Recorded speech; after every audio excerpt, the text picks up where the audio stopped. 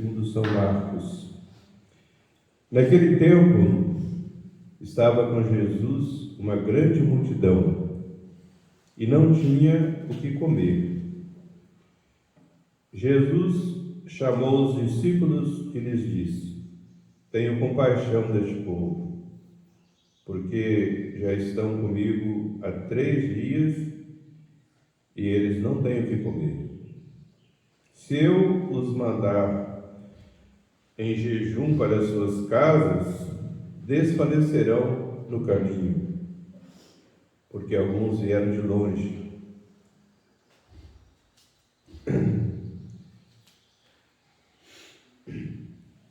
Seus discípulos responderam-lhe: De onde poderá alguém fartá-los de pão aqui no deserto? Perguntou-lhe Jesus: Quantos pães tendes? Responderam: 7. Então ele ordenou à multidão que se assentasse no chão. E tomando 7 pães, deu graças, partiu-os e deu-os a seus discípulos, para que distribuíssem ao povo. Havia também alguns peixinhos, e ele os abençoou e mandou que os distribuíssem.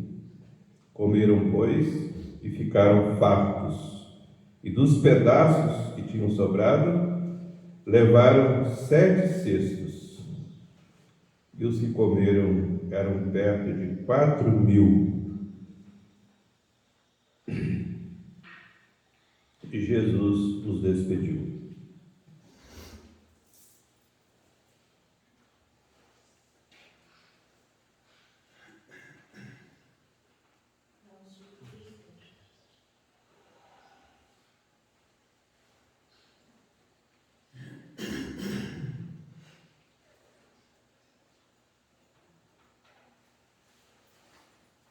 Pelo sinal da Santa Cruz, livrai Deus nosso Senhor dos nossos inimigos, em nome do Pai, do Filho e do Espírito Santo. Amém. Pode ficar.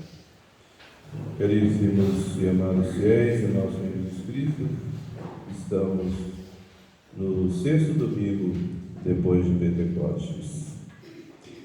Vamos, com a graça de Deus, meditar nessas palavras de Jesus. Tenho compaixão deste povo, porque faz 3 dias que essa multidão me acompanha, eram 4.000 pessoas, e muitos vieram de longe, e eles não têm o que comer. E se eu os mandar embora, os despedir, muitos vão desfalecer no caminho, porque não estão sem alimento. Caríssimos e amados irmãos, vemos aí a bondade de nosso Senhor Jesus Cristo. Nós sabemos que nosso Senhor veio para salvar as almas. Mas a caridade material, dar alimento a quem tem fome, dar de beber a quem tem sede, ajudar, enfim, e a quem precisa, né? A caridade.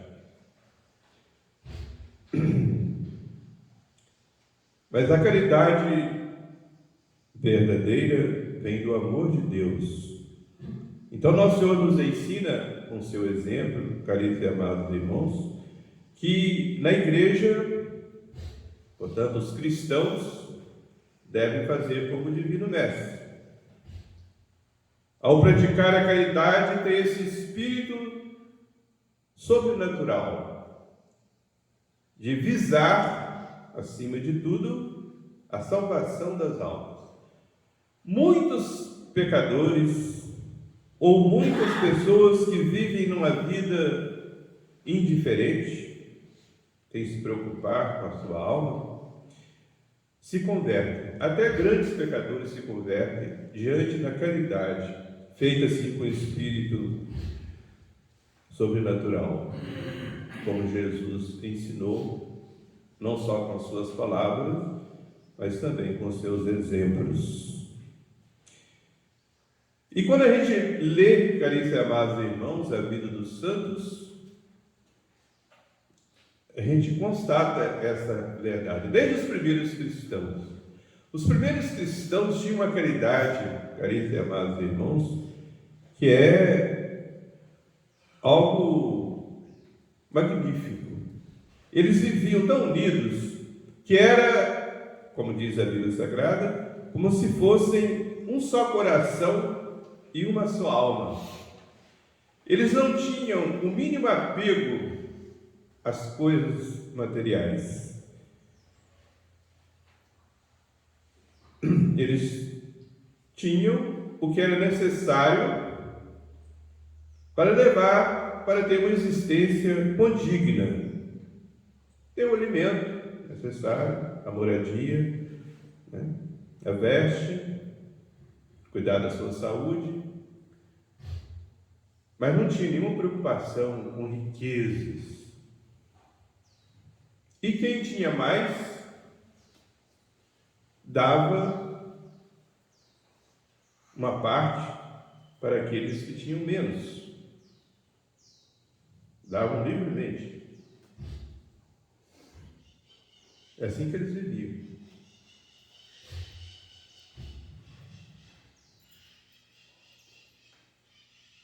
E na vida dos santos a gente vê também sempre reinando a caridade. Se não houver, caríssimos e amados irmãos, essa caridade, não é verdadeiro cristão. Inclusive, todos nós seremos julgados no dia do juízo final pelas obras de caridade que a gente tiver feito. Nosso Senhor vai dizer para os bons: vinde benditos de meu Pai, possuir o reino dos céus. Porque eu tive fome e me destes de comer. Tive sede e me destes de beber. Precisava de veste e me vestistes. Estava preso e me visitastes. Estava doente e me consolastes com a vossa visita.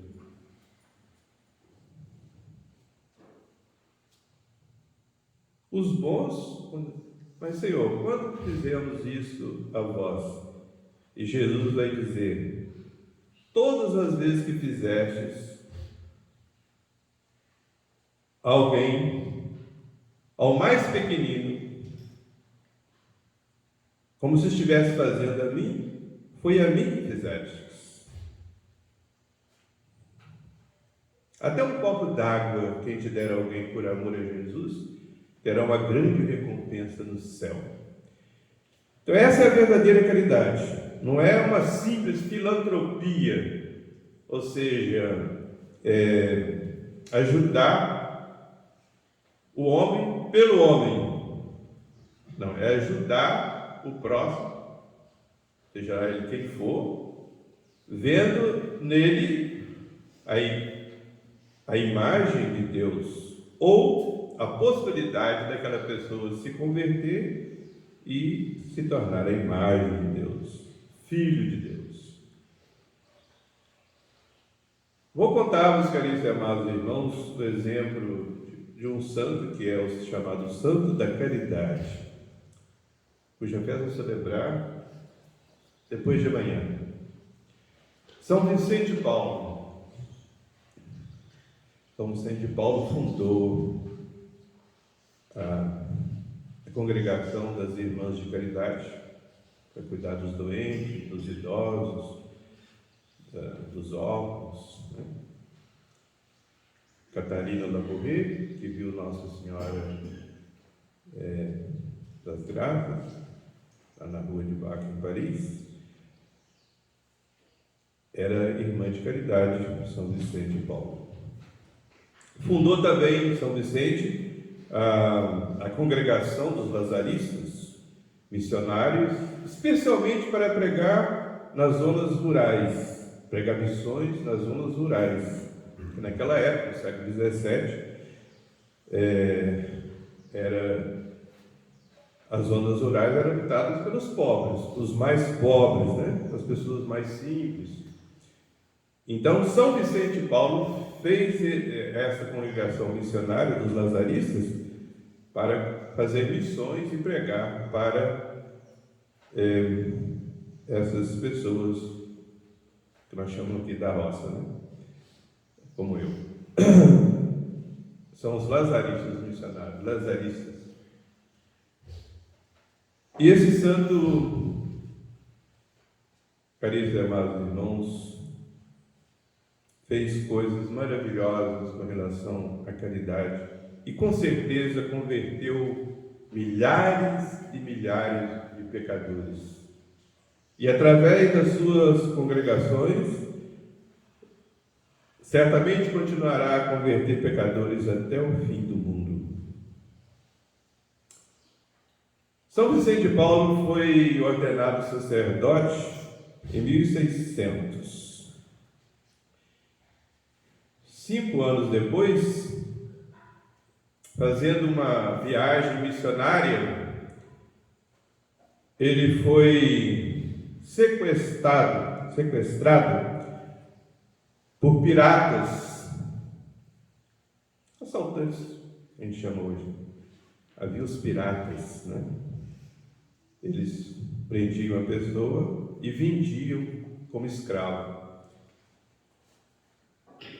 E venderam a São Vicente de Paulo como escravo para os muçulmanos, que são inimigos dos católicos, né?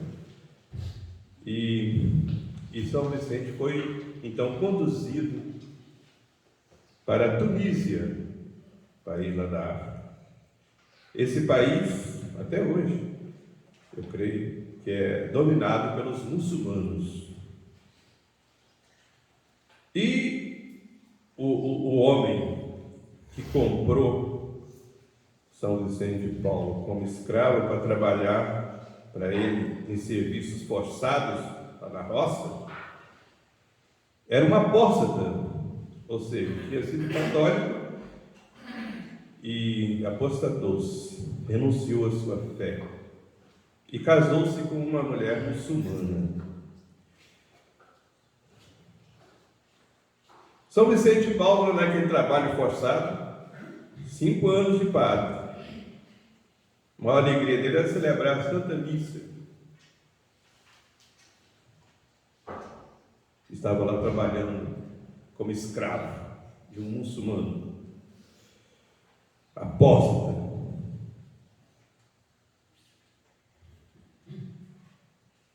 Mas a alegria com que ele trabalhava, sem reclamar, e cantando hinos da igreja, sobretudo a Salve Rainha, chamou a atenção daquela mulher muçulmana, sua dona.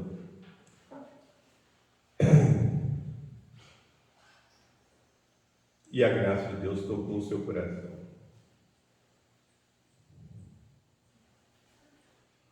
E ela dizia para o seu esposo, o apóstolo: como você abandonou essa religião católica? Aquele nosso escravo, que exemplo aquele homem está dando? Você não viu? E que beleza aqueles cânticos que ele canta lá no trabalho. O fato, caríssimos e amados irmãos, é que ela se converteu o seu esposo, o que é quase impossível, né? Converter uma apóstata. É quase impossível, diz a Bíblia Sagrada. Mas ele se converteu. E combinaram com o próprio São Vicente de Paulo para fugirem dali, porque senão seriam perseguidos pelos muçulmanos, né? E foram para a Europa, com o próprio São Vicente de Paulo. Bom, São Vicente de Paulo, chegando lá, foi trabalhar como capelão dos hospitais, cuidar dos doentes. Muitos vão para o hospital, caríssimos e amados irmãos, como o último recurso da misericórdia divina para salvá-los. E São Vicente aproveitou disso. Mas Nosso Senhor queria que ele desse exemplo de paciência e de caridade. Aconteceu que sumiu o dinheiro do hospital. Roubaram, na verdade, um dinheiro lá do hospital. E suspeitaram que era São Vicente que tinha roubado. O acusaram. Ele só respondeu assim: Deus sabe de tudo. Só isso que ele falou. E continuou atendendo os doentes. Mas quando ele entrava no hospital, muitos falavam assim, baixinho um com o outro, né? É o ladrão. São Vicente não respondia nada. Certamente oferecia aquelas injúrias, né? Aquelas calúnias, na verdade, pela conversão do próprio ladrão.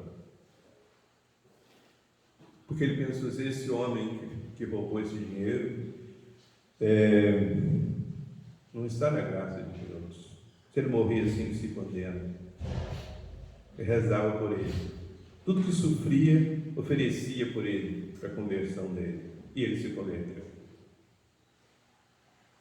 O ladrão foi lá devolver o dinheiro e todos viram que São Vicente, que aquele padre que eles achavam que era um ladrão, era realmente um santo. E muitos se converteram.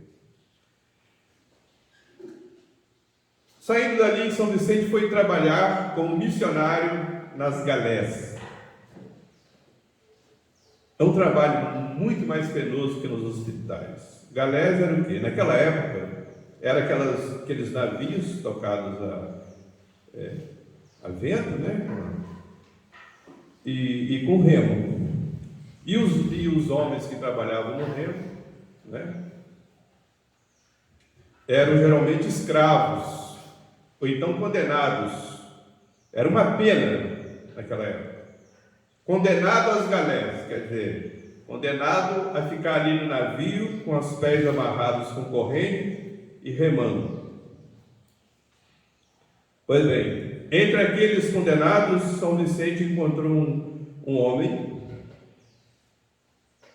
que na verdade nem tinha, como o próprio homem disse para ele, nem tinha roubado, mas quase que forçado foi cúmplice numa fraude. Estava condenado às galés, sabendo que os seus filhos, a sua esposa e os seus filhos estavam passando fome, e São Vicente percebeu que ele estava tentado ao desespero, ao suicídio. São Vicente, o que fez? Falou para ele assim: meu filho, você vai ser solto, que eu vou ficar no seu lugar. Vou ficar no seu lugar. Você vai lá cuidar da sua família. E São Vicente se apresentou às autoridades e falou assim: eu fico no lugar daquele homem e vocês soltam ele, porque a sua família está passando fome. São Vicente foi preso com correntes e durante muito tempo ficou ali remando como um condenado. Pois bem, depois seus parentes descobriram que ele tinha feito isso e foram lá e conseguiram pagar lá um dinheiro lá e liberaram São Vicente de Paulo. Mas aquelas correntes causar uma ferida na sua perna, que o fez sofrer até o fim da vida. E ele sempre oferecendo todo esse sofrimento pela conversão dos pecadores.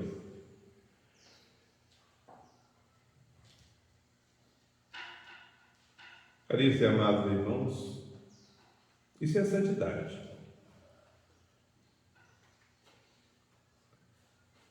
No dia 31 vamos celebrar a festa de Santo Inácio de Loyola. Santo Inácio, outro missionário, mas como ele se converteu?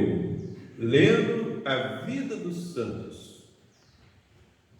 Porque realmente, caríssimos e amados irmãos, os santos, o que eles fizeram? Imitaram a Jesus, o divino modelo de todas as virtudes, porque ele é o Filho de Deus que se fez homem para nos ensinar a verdade. Ele é o caminho, é a vida, é a verdade, é a luz, é o nosso Salvador. Tenho compaixão deste povo.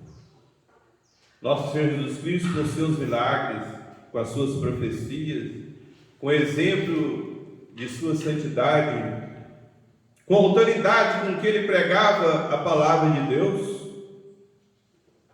incutia fé nos corações, incutia fé para a salvação daquelas almas, porque elas só se salvariam se acreditassem que ele era realmente o Messias, o Filho de Deus feito homem. Não era um simples homem, era um homem-deus, ou um Deus-homem, que veio ao mundo para nos salvar. Por isso, caríssimos e amados irmãos, a santidade consiste em imitarmos a nosso Senhor Jesus Cristo, imitá-lo na caridade, em todas as virtudes, mas especialmente na caridade, na humildade, na mansidão, porque o próprio Jesus disse: aprendei de mim, que sou manso e humilde de coração, e encontrareis descanso para as vossas almas. Amém.